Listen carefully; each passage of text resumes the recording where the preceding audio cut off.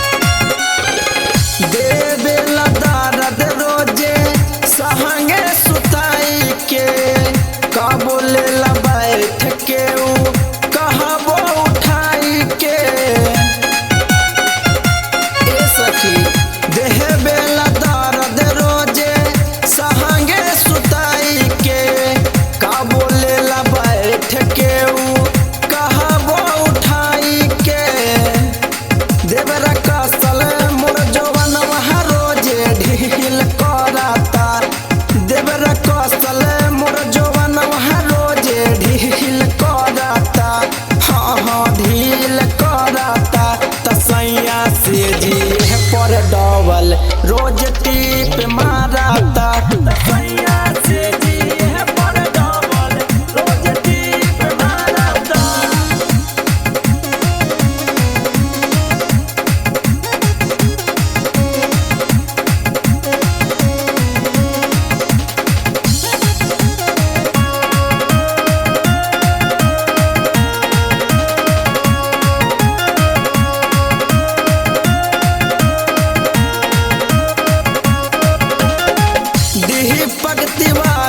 पिया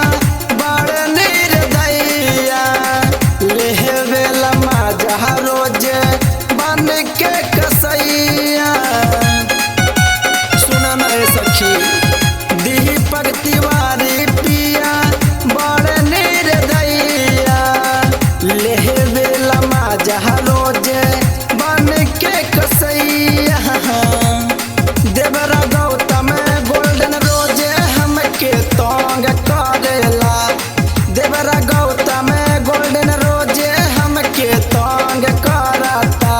हाँ तंग करता तसैया से जिया पर डबल रोज